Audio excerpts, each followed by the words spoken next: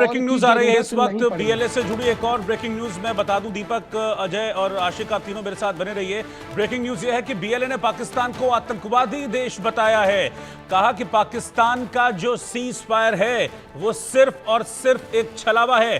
भारत अगर पाकिस्तान पर अटैक करता है तो हम भारत का साथ देंगे, हम किसी के इशारों पर नहीं चलते हैं। जंग हुई तो बलूच आर्मी वेस्ट से पाकिस्तान को घेरेगी। इस वक्त की ब्रेकिंग न्यूज मैं आपको बता रहा हूं। बीएलए जो लगातार पाकिस्तान पर अटैक कर रहा है, पाकिस्तान की नाक में दम किया हुआ है बलूचिस्तान के एरिया में, अब वो बीएलए कह रहा है कि पाकिस्तान आतंकवादी देश है और अगर भारत पाकिस्तान पर अटैक करता है तो हम भारत का साथ देंगे और वेस्ट जोन से हम पाकिस्तानी आर्मी को घेरेंगे। यानी कि बीएलए अपनी पूरी तैयारी के साथ इस वक्त है और वो सीधे तौर पर छाती ठोक के कह रहा है कि पाकिस्तान एक आतंकवादी देश है और सीज फायर महज एक छलावा है। और मुझे लगता है कि इस बात को हम सब बड़ी अच्छी तरीके से जानते भी हैं कि पाकिस्तान धोखेबाज था, धोखेबाज है और हमेशा धोखेबाज ही रहेगा। मेरे साथ इस वक्त defence expert major retired Mohammad Ali Shah साहब जुड़ रहे हैं। शाह साहब, आप किस तरीके से इसको देखते हैं? क्योंकि सीज फायर तो पहले भी कई मरतबा हुआ, मुझे लगता है हजारों बार पाकिस्तान ने सीज फायर को तोड़ा है और ये कोई मतलब ये पब्लिक डोमेन में है सारी चीज, ये बिल्कुल सामने सामने है और कहते हैं कि पाकिस्तान जो है हमेशा पीठ पर वार करता है खंजर से, ये फितरत है उसकी। रोहित भाई, आपने बिल्कुल दुरुस्त फरमाया। मैं आपको 2003 में ले चलता हूं, जब हमारा सीज फायर हुआ था हिंदुस्तान का पाकिस्तान के साथ 2003 में हुआ था। और 2003 में मैं स्वयं सरहद पे था, मैं 30 मीटर के फासले पे था, इतने करीब थे हम पाकिस्तान और यहाँ पे हम 30 मीटर। तो तब सीज फायर नहीं हुआ था, तो जाहिर सी बात है 24 घंटे फायरिंग चलती थी, 24 घंटे। फिर सीज फायर हुआ, मैं तब पोस्ट पे था उस टाइम पे। मैं बताऊं रोहित भाई, हकीकत की बात है ये, सीज फायर के होने के बावजूद भी उस टाइम पे ऐसा नहीं है कि फायरिंग पाकिस्तान से कंप्लीटली रुक गई थी। अनप्रोवोक्ड फायरिंग पाकिस्तान से तब भी आती थी और ये सीज फायर होने की बात है।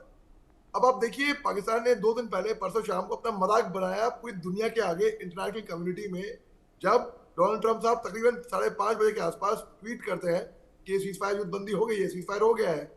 और पाकिस्तान ठीक है, फिर कोई महज कुछ चंद एक घंटे में ही पाकिस्तान ने दोबारा फायरिंग शुरू कर दी। फिर बाद में वहां से बयान आता है कि वो उनकी सरकार, उनकी सेना एक पेज पे नहीं है इसके लिए, या तो उनके ऑर्डर सरकार के उनके फॉरवर्ड पोस्ट तक नहीं पहुंच पाए, जो कि मैं कभी यकीन नहीं करूंगा। मैं नहीं यकीन कर सकता कि सरकार के ऑर्डर्स फॉरवर्ड पोस्ट तक नहीं गए, ऐसा इम्पॉसिबल है। आपको संपर्क पे रहना बहुत जरूरी होता है। दूसरी बात कि शबाज, जब अमेरिका ने IMF से कर्जा दिया था पाकिस्तान को, तो 2 फोन गए थे, एक इस्लामाबाद और एक रावलपिंडी। और क्योंकि ये रिवाज है पाकिस्तान का, तो वहां से अप्रूवल हुआ तो ठीक है, लोन। अब सीज फायर की बात आई, केवल इस्लामाबाद को इन्वॉल्व किया, रावलपिंडी को इन्वॉल्व शायद नहीं किया।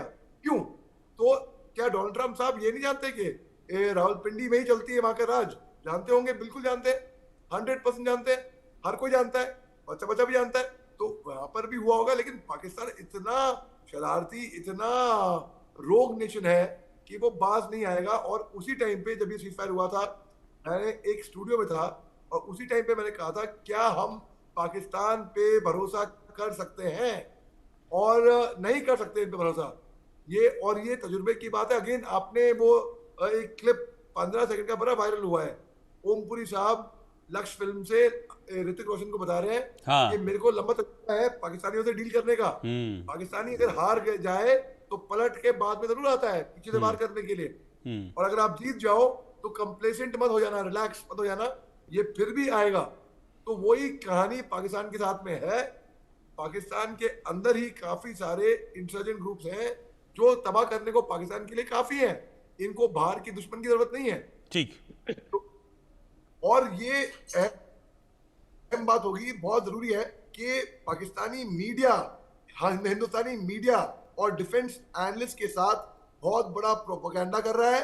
प्लीज, आप लोगों से विनती है, सारे नागरिकों से, पाकिस्तान के प्रोपेगेंडा में मत आना। मैं ये बात जानता हूं। बिल्कुल, हमने पाकिस्तान के प्रोपोगेंडा को एक्सपोज किया और बार बार किया। और ऑपरेशन सिंदूर के दौरान तो कितनी बार पाकिस्तान के प्रोपोगेंडा को, जो एमई और सेना की जॉइंट प्रेस कॉन्फ्रेंस थी उसमें एक्सपोज किया गया कि पाकिस्तान सामने से तो लड़ नहीं सकता है, तो इसलिए एक प्रॉक्सी वॉर पाकिस्तान लड़ता है, कभी आतंक का सहारा लेता है तो कभी इस तरह के प्रोपोगेंडास का सहारा लेता है। मैं आपके पास लौटूंगा। इस वक्त एक ब्रेकिंग न्यूज आ रही है पाकिस्तान के पेशावर से। ये ब्रेकिंग